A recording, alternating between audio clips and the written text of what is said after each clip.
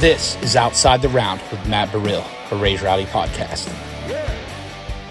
Definitely a little different from the last time we did this, huh? I was going to say, I feel like you were the first interview I did, or first podcast I did. Yeah, bro. I was looking back on it.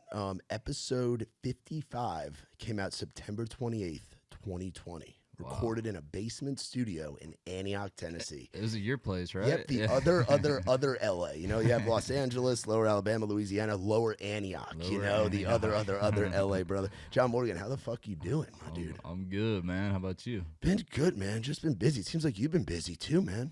Yeah, just hanging on for dear life, man. Been doing radio tour and festival season, cutting a record, and all at the same time. So it's been fun. Congrats, man. It's Thanks. why I was telling the team earlier, like, that I remember hanging out. I think it was at Haley and Katie's apartment. Dude, I was thinking about that this morning on the way over. And it was like you, Cody, Dave, myself, Dakota, Ethan, everybody just passing around the guitar. And me, Dave, Ethan, and Dakota had just met you and Cody, and we were like, who the fuck is this guy? Like, just jamming on the guitar. And then you tell us about the bluegrass background and family band and all of that stuff, man. And then I remember you meeting Jason and Tully and all those guys, and just to see how life has just happened the past 4 years, bro. Yeah, very different position now than I was the last time. I actually have something to talk about now. Dude, you had something to talk about back then, man. So recently, so you've been on the road here recently or what? Yeah, man. I've been doing a lot of fly dates in between, festival shows. We've been kind of bouncing around this summer with a couple different artists, and so it's been fun. It's been really good. We've been playing some really cool festivals and all that, but yeah, man, it's been a lot. But I'm, obviously thankful to have work. It'd be probably not a good situation if I wasn't busy, right? Yeah, yeah, and I mean to get to call this work. And I remember when you were doing you were in town as like a track guy, like in studio, like doing like demos. I'm still a track guy. Well, but you're a track guy that's got songs on the radio, got songs in the top 30 on country damn radio, bro. Congrats on that. Thank you. Yeah, it's a big freaking deal. But like to get to call this work, it's wild. I know. I mean, you know how it is, dude. You it's kind of always a pipe dream until it's not, and then you're like, whoa, it's. I'm actually like this is. You switch your hobby to your livelihood, and it's I don't know, it gives you a different perspective for sure. And I think for me, which you're the same way, man. I know you grounded it out for a long time too, and made it happen. And I think it makes it even sweeter when things don't go your way for a while, because you realize I think the biggest thing I've realized is no one's gonna get it done unless you do.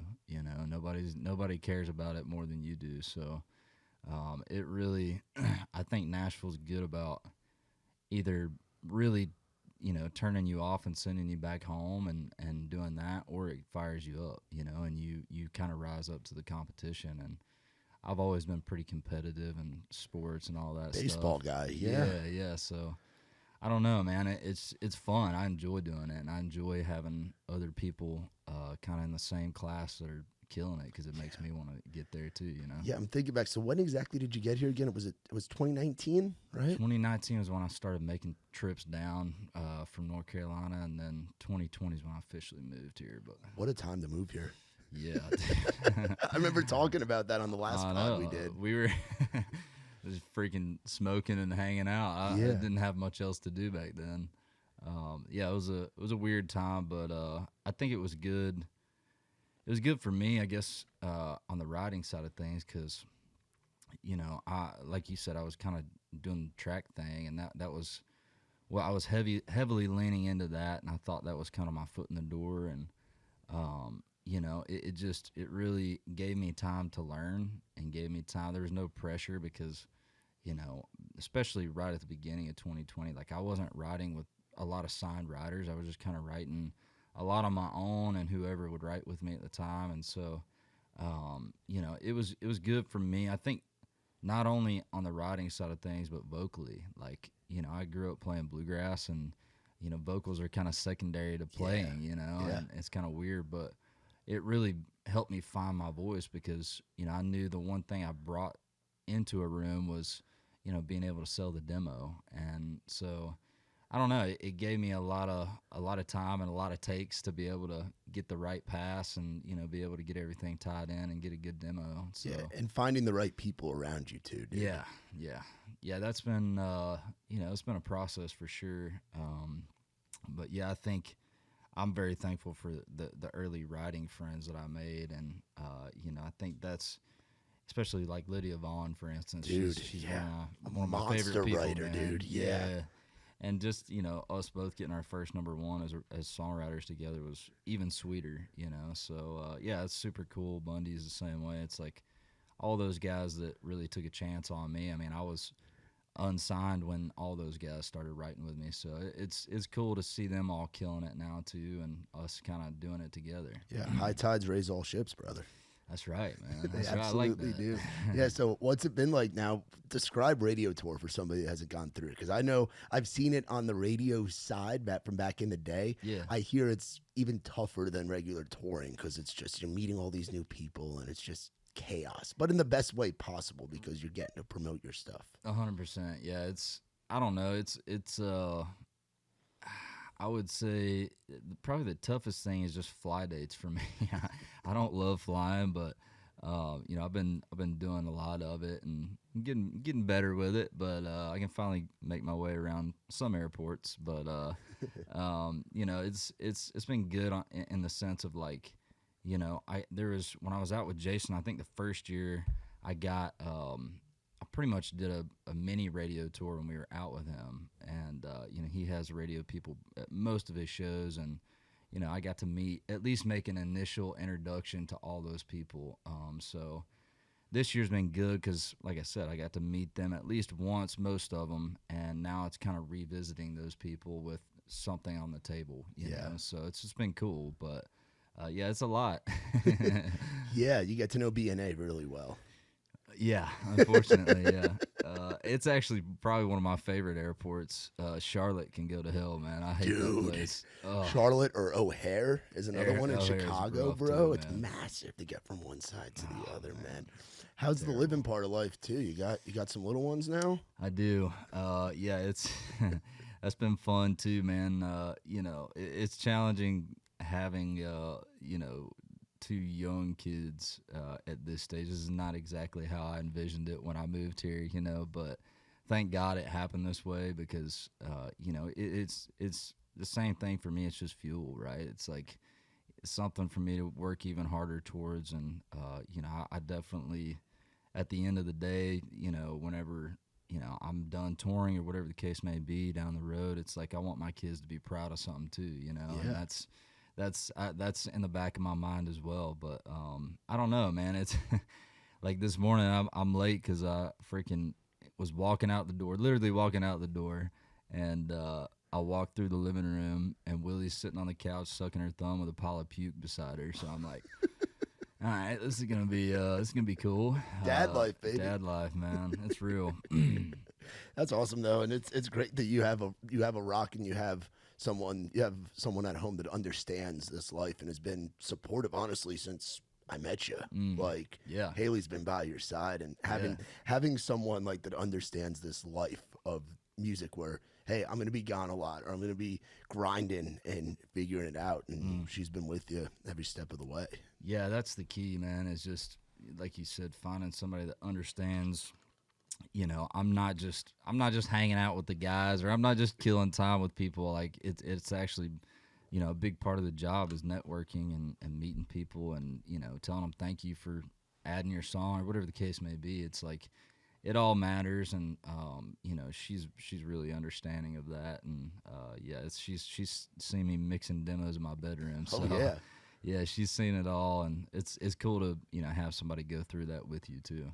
That's awesome, man. Yeah.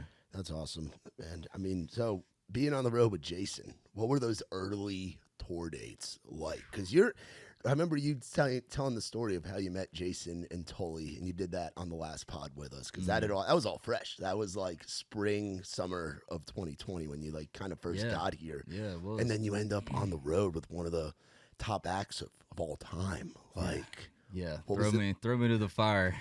yeah, and getting to learn from Yeah, Freaking Aldean, bro. I know. What were those early tour dates like? Because usually you're coming up in like the clubs and things like that. You were coming up in arenas and amphitheaters, bro. Yeah, it's obviously I feel like I cut my teeth on a lot of the especially in the bluegrass days. I mean, we played freaking anywhere, birthday parties, churches, wherever, whoever Jamborees, would bro. have it. Yeah, in the mountains. You know the jamboree Oh, yeah.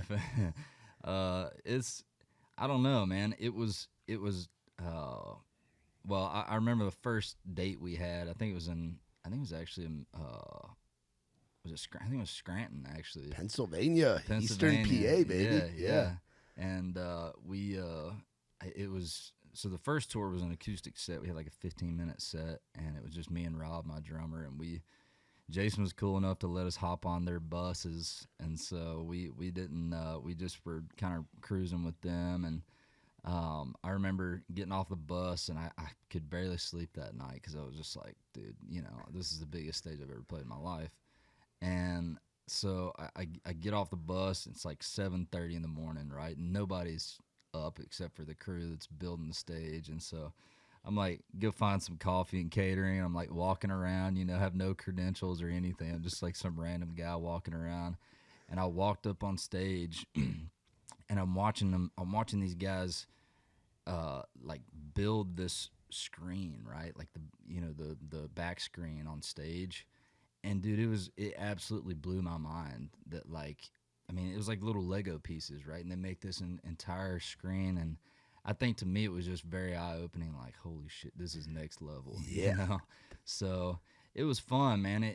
I think the other good thing about that too is it taught me how to make the best with what you got, because it was literally me on acoustic guitar and Rob was playing an SPD drum pad. Wow. So it's like, how do we translate this in an arena or an amphitheater? And so I think it was cool. We just owned it for what it was. It was just an acoustic guitar and that. And so we didn't try to make it more than it was. So it was cool to have to navigate that. Even though it was a short set, it was like it taught me a lot about controlling a crowd and trying to keep their attention. Especially, I mean, we're playing the early slot, right? Yeah. So people are going to get their beer and all that. That was my telltale sign. If they started getting up to go get their beer, I'm like, all right, we got to pick it up, Yeah. So it was good. It was a good learning curve. I obviously learned a lot from Aldean, like you said, on the business side of things, and just I got to see how he treats his camp and how he treats his people. A lot of guys on his crew have been there for 10 plus years. Yeah, he's one of those guys that takes care of his guys. He does, yeah. And most of the guys that have been around for a while, they'll tell you that. And so it was cool, man. I got to learn a lot of the ins and outs. His crew just again, they're top notch. I mean, they're pro level on all ends, and they're just super good dudes. And they were really gracious to us, especially the second year when we were full band out with them in the opening slot. We got our ass chewed a couple times just for doing dumb stuff. Like, I think the first time we really got it laid to us, and Rob, by the way, was my tour manager and my drummer at the time, and so it was his first time TMing, and God bless, I know the feeling. You do, yeah, Yes. you do. And so we get done with our show. I think it was one of the first weekends we were out, and we were like, well, we got to go back to the merch stand. We're playing. It was an arena show. And we're like, we got to get back to the merch stand and try to make some cash, get back there, take some pictures, get people in line. And I remember we were out there, and I wasn't really thinking about it, but we're literally out there in the middle of Gabby Barrett's set, just like taking pictures of people. And Jason's TM comes through, and he's like, come to my office after you leave. You need to get out of here and come to my office. So we went back there, and he gave it to us, rightfully so. But just little things like that I was unaware of. Yeah. Like, that's kind of rude to be out there in the middle of somebody's set. Yeah, you live and learn. Yeah. Well, we learned the hard way, so it was good, man. I feel like there were so many things, especially on that second tour. I think for me was, really, really eye opening, because the first tour I was kind of like, getting my bearings right. Like even by the end, I felt like we had finally hit a groove. And you know, when you're going full band, like you're kind of your own operation at that point, and you're not riding on their bus, and you're rocking the van and Van life, bro. yeah, God bless. Yeah. Yeah. So there was a lot that we learned, and I feel like that was probably one of the most influential times of my life for my career. Just like going through those times and getting your ass chewed out and figuring out, okay, well, you know, if we're going over our set time by 2 minutes, how do we cut it down? You know, it's like all those little things that go on behind the scenes on these with these guys who are just pros. You know, it's like you got to level up too with your opportunities. So it was cool, man. Yeah, and now you're still, of course, doing a lot of writing. I feel like you're one of those guys where writing kind of is a staple and has come first, because that was one of the first things you were doing. How do you balance that with the artist thing, with the tour stuff, with you got a lot of balls up in the air. How do you balance all that stuff, dude? Yeah, I mean, it's I think you just gotta, you know, prioritize your life, which was never a strong suit of mine. But yeah, man, you gotta prioritize, and you know, writing was, you know, obviously that's where I was making an income. That was even now is what supports us being able to go out on the road, and you know, so I thankfully realized that early on, that like writing is, you know, probably one of the bigger priorities that I need to keep rolling and make sure I'm doing a lot of, no matter what else what else is going on. It's like I gotta make sure I'm at least being consistent with writing songs, and it's tough. Like the last 2 or 3 months, I really haven't written a ton. I've been trying to stockpile ideas, but you know, I've had to kind of shift gears and really focus on, you know, touring and like our show and getting everything tightened up, because, you know, we're still like we like to say, we're a blue collar operation, and we're still kind of at that level where it's like kind of make or break, you know what I mean? And so I feel like it's been fun to do that, but it's definitely taken a little bit away from my writing stuff, in the sense of just like pumping songs out. You know, you go from writing 5-6 days a week to 1 or 2, and now really it's just kind of 1 for me. If I have a day open, I'm writing, which hopefully I'll get back to that now that we're done. The album is what took a lot of time too. We just got finished with it, so I just, you know, you got to be able to shift gears and focus on different things. And yeah, it's definitely tough, man, but it's doable, and I enjoy every second of it, man. Yeah, dude. To get to create, do you get to write on the road a whole lot, or not as much as you'd probably like to? Because I know a lot of guys and girls do that. Yeah, I got to a lot when I was out with Aldean, because you know, I write a lot with his band guys, and you know, they actually had a road rig built out in a hard case, so we'd pull up to the venue and get one of the green rooms and just start writing, you know, before the show. And so yeah, I did a lot of that 2 years ago, I guess. But you know, it's tough it's tough to get guys to come out on a van. I don't know why, but a lot of these riders just don't want. It's not appealing to them to get on a Sprinter van with a bunch of dudes. So no, it is tough, man, because you know, you don't always have a green room, and you don't always have a place to do it. And so you know, I feel like that's definitely something I want to get. That's a goal of mine, is to be able to write more on the road, and make it easy for people to come out and doable. But yeah, not yet. The van life, though, those are some of my favorite moments that I've had, where whether it was in the 4350 or it was in we would call it the BK lounge in the back of the Muscadine Sprinter. Like when you're with your guys and you're just on the grind and you're going through it, like the bus is cool, obviously. The bus, luxurious, back lounge, all that stuff. But everybody kind of has their bunk and can kind of dip out when they want to. When you're with the guys, the conversations that you have with your boys in that enclosed space, like those are moments you never forget. That's true, man. We've had a lot of those, and you're right. Like, you have nowhere to go in a Sprinter. You're with your boys, like, You're with your family, honestly. Man, yeah. Whether it's a 18-hour drive to South Dakota or whatever the case. Been there, dude. Been there, bro. Do you do any driving in the van? Dude, yeah, I do a lot. It's thankfully this year, we've been able to add to the team, and we've had, Nate and Dave. Oh, Dave, Dave's bro. been killing it. He's been taking a lot of the shifts, but yeah, it was last year actually was cool because I got to have my dad out and he drove a lot for us. So, nice. It was cool to have him out, but yeah, this year we're kind of back to taking shifts, and we all have our riding partner, and they're hand selected. Yeah. But it's good, man. We're doing it, and I think once you get a little system figured out, it's not as bad as just trying to figure it out weekend to weekend. Yeah, dude, absolutely. So, have you been to all 50 states yet? You've been to most of them. Yeah, I think I'm trying to think. Maybe Alaska. I haven't been to Alaska. You've been up the East Coast. I'm sure you've been up to like Maine. You've been down to Yeah. Florida. You've been everywhere in between. Dude, I love Portland, Maine was one of the coolest spots. So my dad is actually from Westbrook, which is Oh, the really? town next to Portland. So Yeah. I grew up going up there. And to me, it's just such an underrated place. Oh, and yeah. they freaking love their country music up there. Yeah. That crowd gets into it. I was trying to think what I played.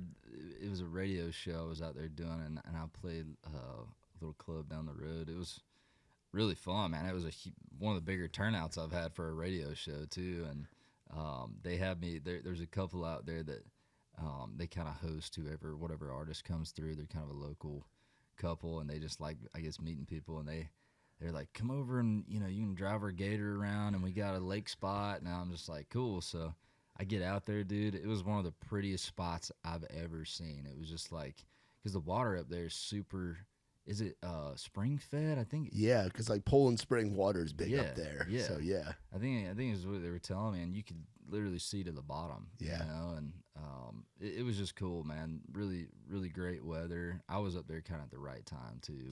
Yeah, I've been up there when it's been like 2 feet of snow. Dude. But you go in like the summer or like right now, like the early fall when the leaves are changing.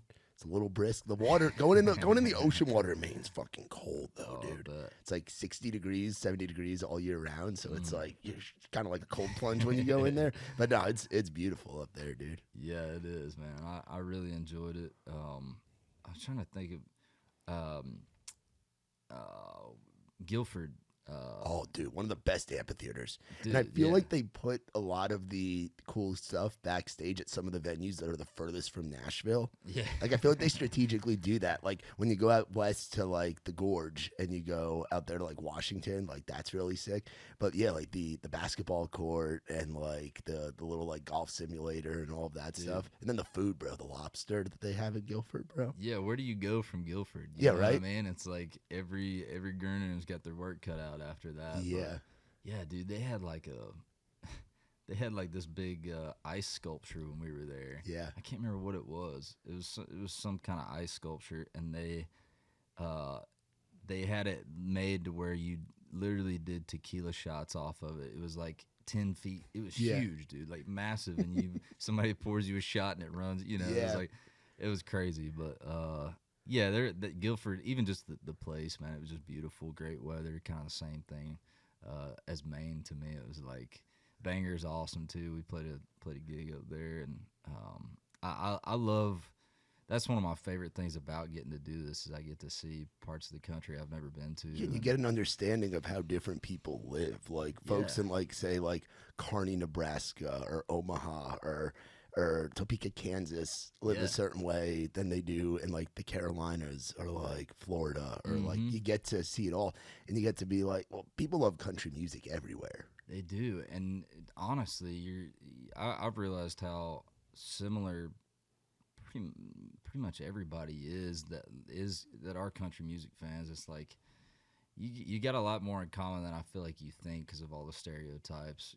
I think I was in upstate New York last weekend, and I was like, dude, this place is unbelievable. Where in upstate were you? Around Syracuse. Oh, dude, yeah, beautiful up there. And again, this time of year, It's perfect. It was it's the perfect, best. man. I really loved it. I was like, it reminded me of back home. Honestly, it was just kind of a lot of similar terrain as back in North Carolina, and that I'm always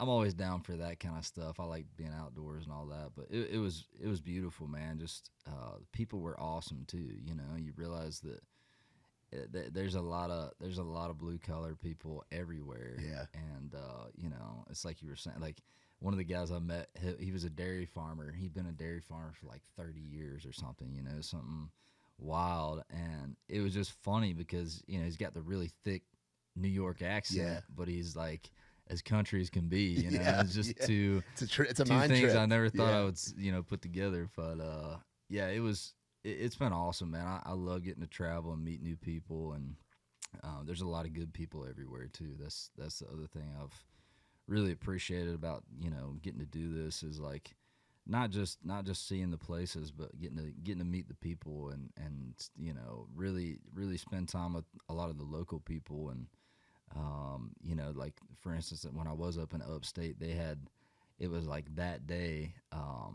They had a police officer was shot and killed, and I was like there hours after it happened, right, getting ready to play the show.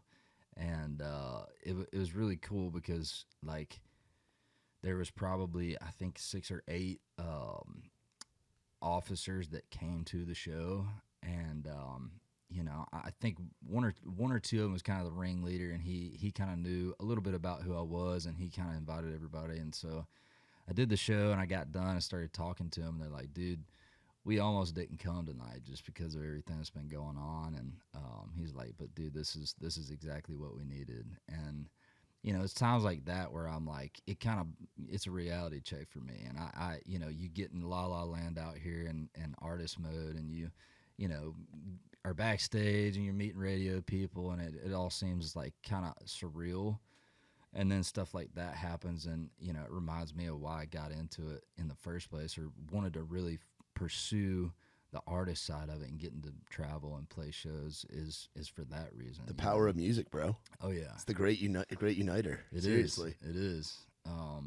Yeah, so that's been really cool, man. It's just things like that have happened, over the last couple of years have been eye-opening and grounding in a lot of ways for me, just to remind me of kind of where I came from too, which is not far off. So yeah, how's the family doing back in North Carolina too? I was thinking about that before we got this started. Like that area is very close to your heart. That's your stomping grounds, and you got a lot of friends and family out there. I do, man.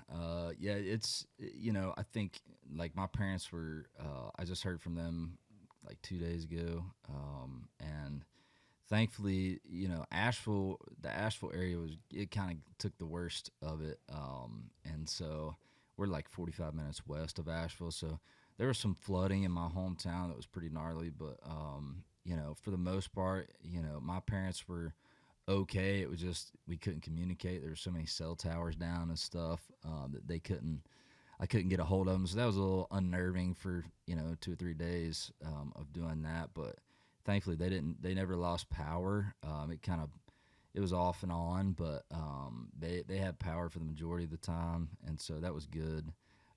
But like Nate, who's one of the band guys, he's from Burnsville, which is really close to Asheville.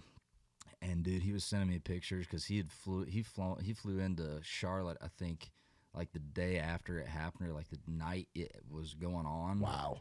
And he texted me the next day, and he was like, bro, you wouldn't believe the stuff that I'm seeing out here. And he started sending me pictures, and I'm like, you got houses literally sitting in the middle of the highway. You got freaking cars that look like they've been through a press. It's like, all this crazy stuff. And you're in the mountains too, so you've got, you never, like, people don't prepare for that. No, there, never, bro. You wouldn't expect you don't realize all the water coming down from those high slopes down into the hollers. I know. Like, there's nowhere for it to go. Exactly.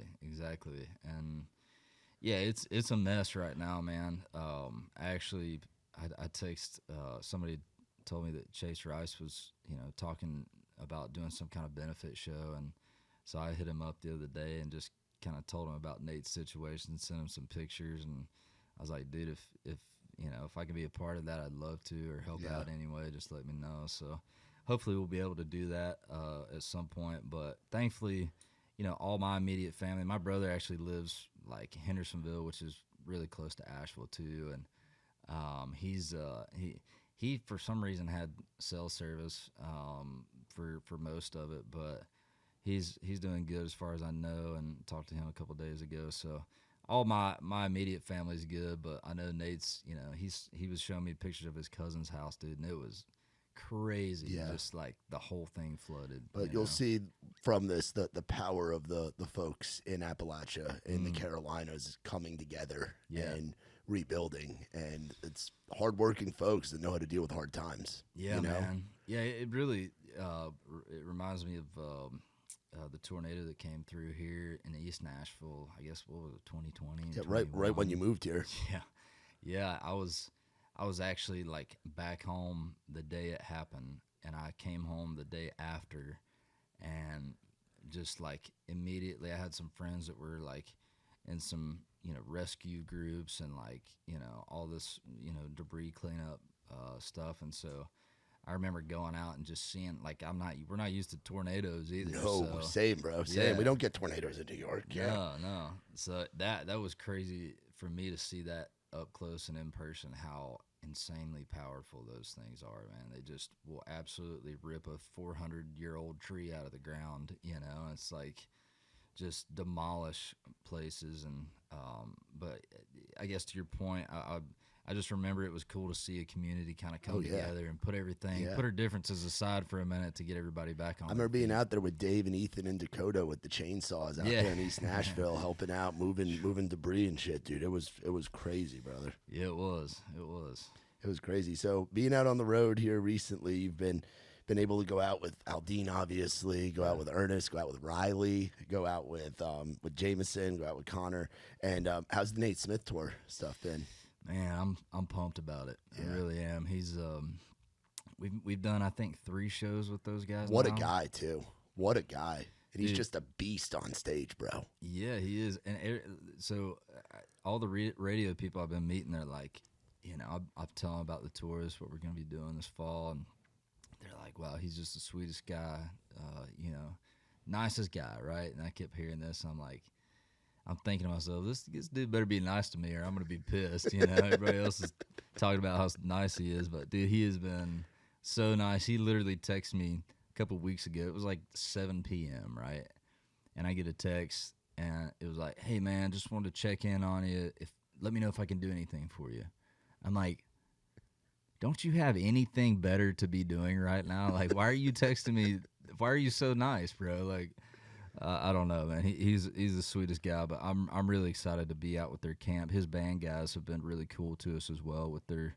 They have a company called Tour Launch, and they rent out gear and stuff, and just been really helpful, especially to me on the back end of things, just getting all our gear dialed in and kind of hooking us up and giving us deals and stuff. So I'm really excited to hopefully repay a little bit of that this fall and bring it. That's where me and the guys are at. We've been really rebuilding our show and trying to dial in some new tunes. It's exciting to level up, dude.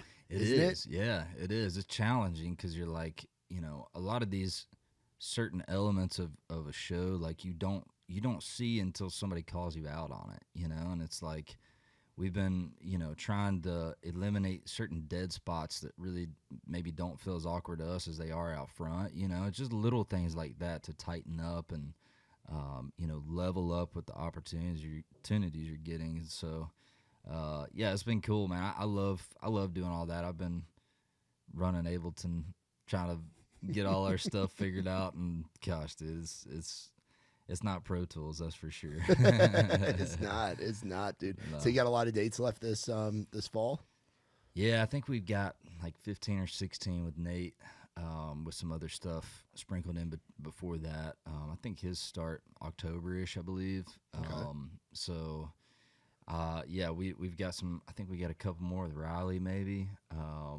But yeah, we're just, like I said, we've been bouncing around so much. It's like, it's cool because we get to hang with all these different camps and continue to build those relationships. And I feel like I hang out with those guys more when we're not in Nashville than when we are, you know. So it's good to spend time with other artists and learn from their camps and see how they run their operation. And I'm always taking stuff out and putting it in our bag, Yeah, dude, absolutely. And right now it's like, a lot of folks are having a tough time like getting this with the state of the world. There's not as many dates for folks out there. So the fact that you've been able to tour like you have is huge, bro. And it's a testament to what you're doing, to the success that you're having and the grinding that you and your boys have been doing.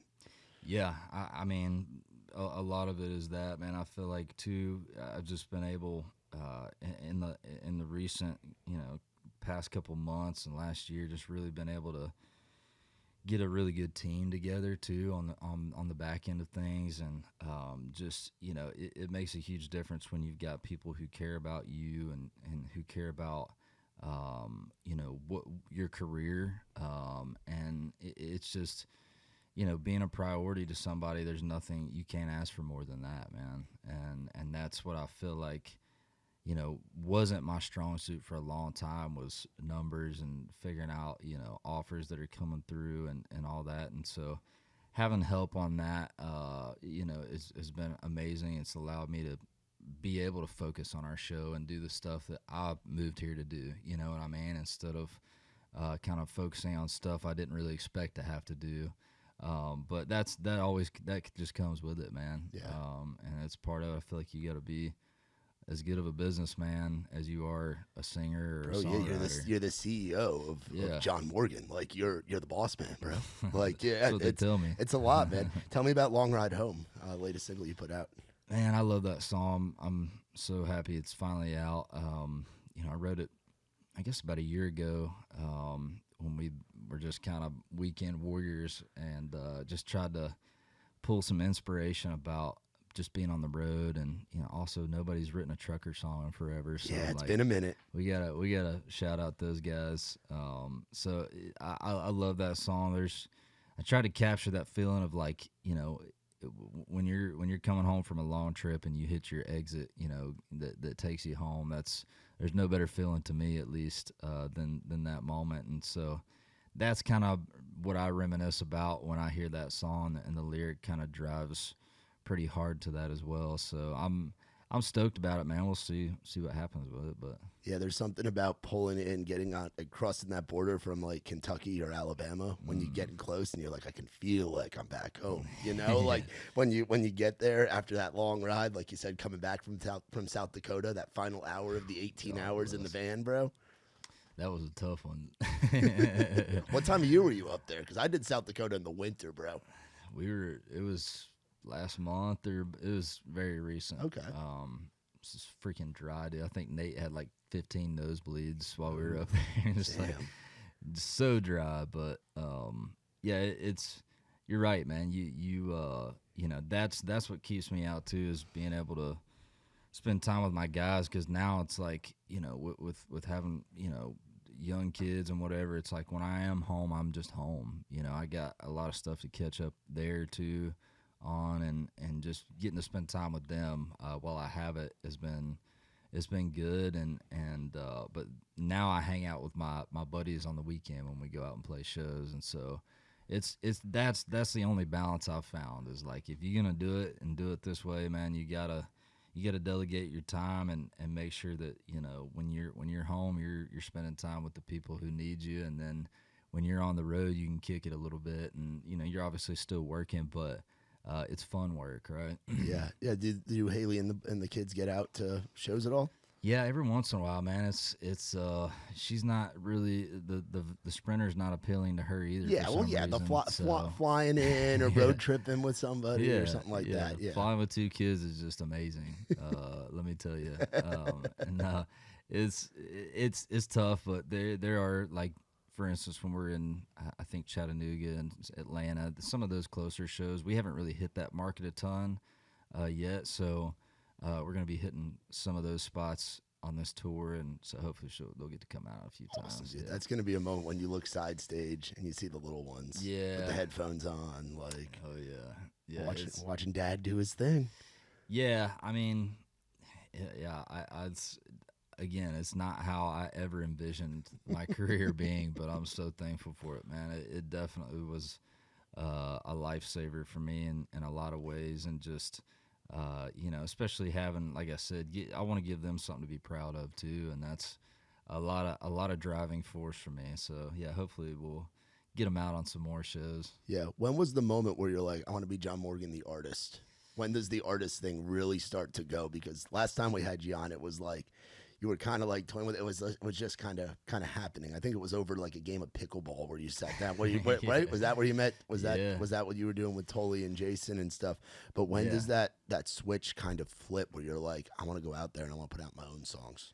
Well, I think that particular statement that's always been something that I've dreamed about. Like when I quit playing bluegrass because I was playing traditional bluegrass, and you play a lot of the same stuff that everybody else is playing. It's a different rendition of a certain old traditional bluegrass tune, and so I think I just kind of got burnt on that, and started feeling like I was 18, 19, and I started feeling like I had something to say too, or I was really intrigued by the idea of getting to create an idea and try to see it through and turn it into something. And so that was kind of my driving force as far as like getting me to Nashville.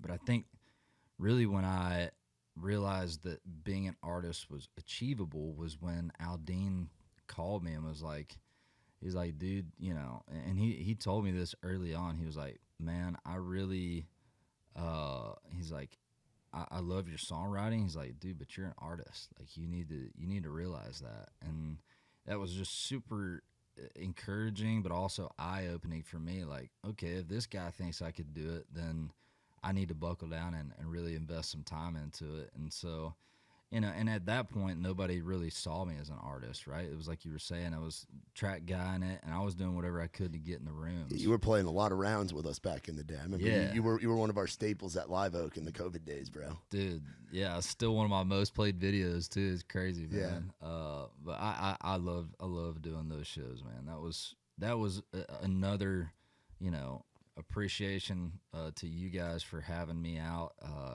Having really nothing going on either at that time. It was like you, Rob, and we would have like Cody or Dave or like a lot of the guys that are still around you to this day, like all kind of coming up. And like you said, like the class of guys that moved here, because I got here fall of 18 and you got here like right. I was right around that same time, and so was Dave.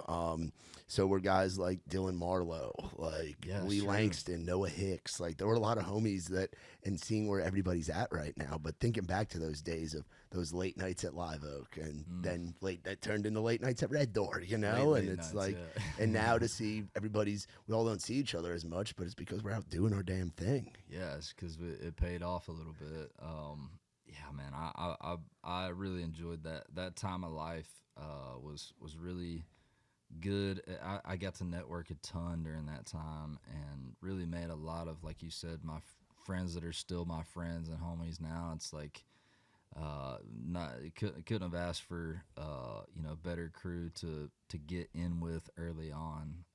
I owe you a thanks because Dave, Joey, Cody, all the guys, man. I feel like Joey, your guitar player, used to live on my couch before we even right. moved here. We had that little house in Laverne. That's a big ass couch. It was the Whiskey Row bouncer, one of the bouncer houses where all of us lived when I was working downtown doing security. And it was me, Ethan Willis, and Coda Tate, and Joey was coming back and forth from Jackson with like Matthew McSwain and those dudes, Hunter Jordan, and they were all crashing on our couch. I can't imagine Joey crashing on my couch, bro. Yeah, dude. You gotta be a special person to live with that boy. Yeah, dude. He did security with us and would hang out and all of that. And like, I love that you have like your group of guys and it's like the same dudes that you came up with, man. That's a testament to you and the operation that you're running. Seriously.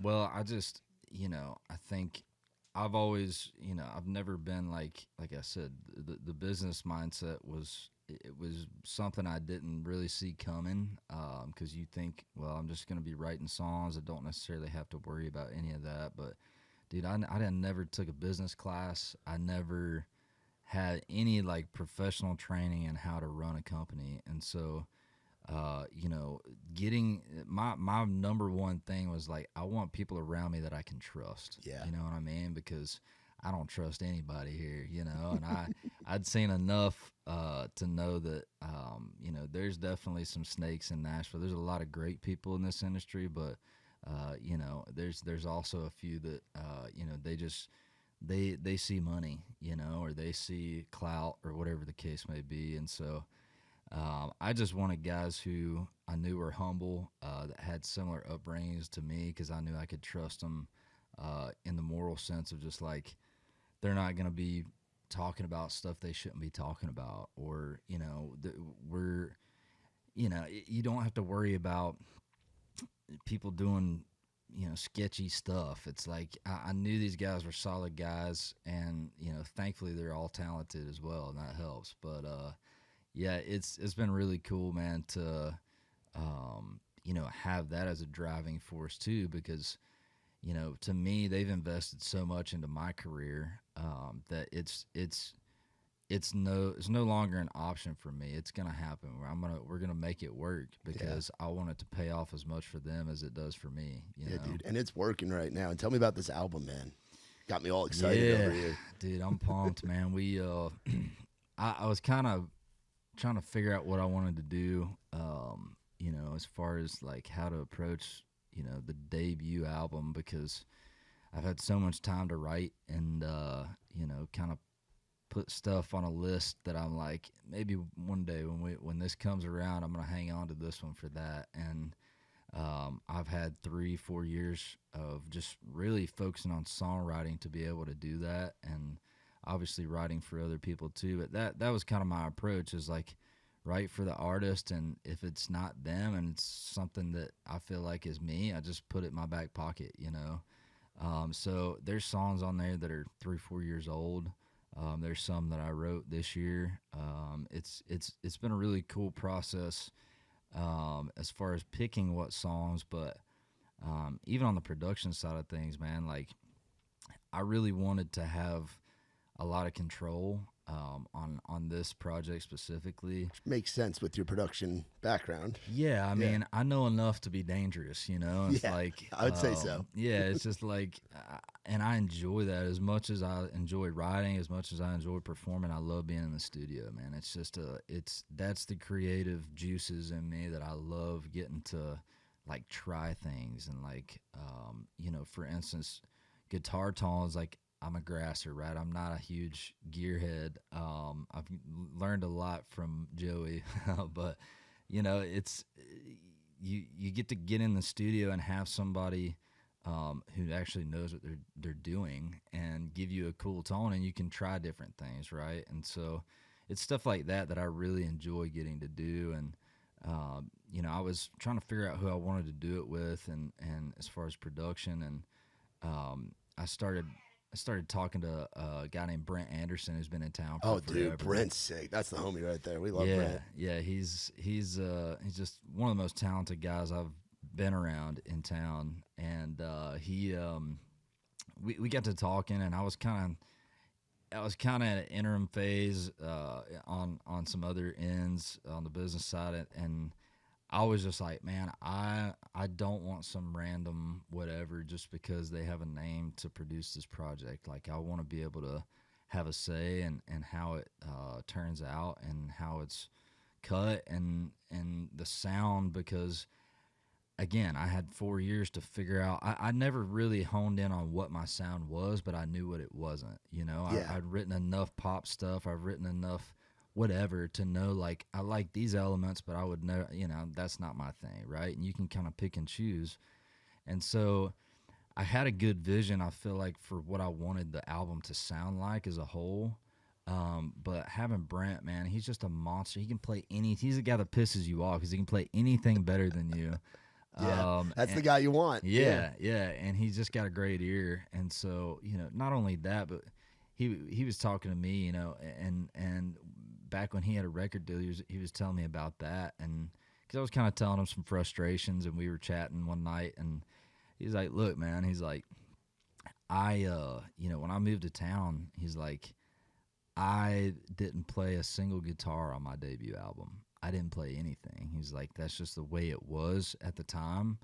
And I took advice from people who, you know, had been there and had the experience. And he's like, I don't necessarily regret that, but I do regret not getting to have, you know, my hands in on the production side. And, you know, something that really stuck out to me, he was like, dude, I'm never going to play a solo if you want to play it. If you want me to play the solo, I'll do it. But, you know, it's like, I want this to be your album. I want you to be all over this thing, player wise, you know, production wise. So that was really cool to me. That's exactly what I was looking for this project. And so he's been awesome to have, even on the business side, because, you know, there's a lot that goes on just getting all the legal stuff down, you know, and getting people's cards figured out and all that stuff. I've never had to do any of that. So it's good to have somebody with a little experience on that end. But I think, you know, as far as the songs, man, like, I just told myself, I was like, man, I want to do an entire project of songs that I feel like are just hits, man. Like, I'm not going to cut anything that doesn't feel like it couldn't go to radio today. And I think having that mindset, that was something that Jason encouraged me on too, man. He's like, you know, right now where you're at, he's like, dude, just cut the hits, man. Like, just that, give it to them, you know, throw everything you got at them, because, you know, and my thought process is this too, man. It's like, this may be the only album I ever get to do. So if it is, I'm going to make it damn, you know, I'm going to give it my all, and I'm going to put everything, you know, every song that I think is me and that could be a hit, I want that on this project. And it kind of, I don't know, worked itself out in a way that it touches a lot on my roots, which is bluegrass. It's got a lot of that, which I haven't really done a lot of yet. But it's got a lot of that. It's got a lot of North Carolina in it.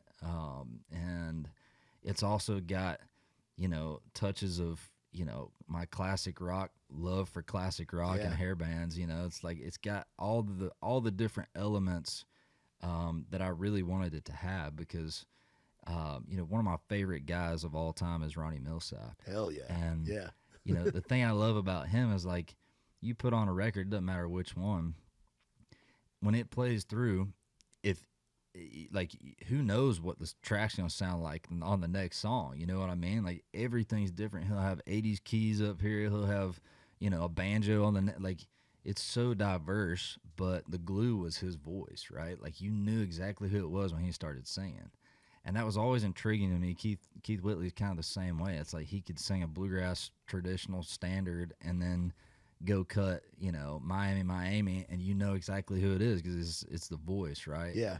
And so that was my goal, was to just show people, I guess, showcase, you know, all my different influences, and you know, touch on a few different genres that I really love. And I feel like we've done that, and I'm excited to get it out, man. Well, we're excited to jam it, bro. Yeah, We're excited, dude. man. Very, very, very stoked for that to come out. And dude, I appreciate the hell out of you coming and doing this, and coming across town and coming out here to our behind Tractor Supply studio and this Dude, building. I've actually been here before. Oh, you have? Yeah, this building out here. What was it? My dad brought me over here. He was looking for he does like wood turning. He does like he like turns bowls and stuff. He's really into Oh woodworking. wow, nice. And there was some kind of part he needed. And it was literally on this same In this like little compound, plaza. Yeah, that's sick. I was like, this looks too familiar. I don't know if I had the right address, but no, it's cool, man. Thank you for having So me. you got a song top 30 at country radio right now, brother. Friends like that with Jason on the damn song. It was most added, and it's in the top 30 right now, brother. How does that feel? It's wild, man. You know, I feel like the other cool thing about it is, you know, I've been fortunate to write a couple for him, so it's cool to have him kind of jump on something with me and get to do it together. But yeah, I couldn't be more excited about how it's moving. And you know, with all the other heavy hitters in the game right now putting out music, I'm just thankful to be in the game. You know what I mean? Yeah, dude, that's awesome. So y'all be sure to check out our boy John Morgan. Be sure to request Friends Like That at your local country radio station. Top 30 most added when it came out. Freaking sick. Also check out Long Ride Home, the latest release from John, and be on the lookout. Make sure you get out and see him on the road. For my man John Morgan, I'm Matt Burrill. This has been Outside the Round.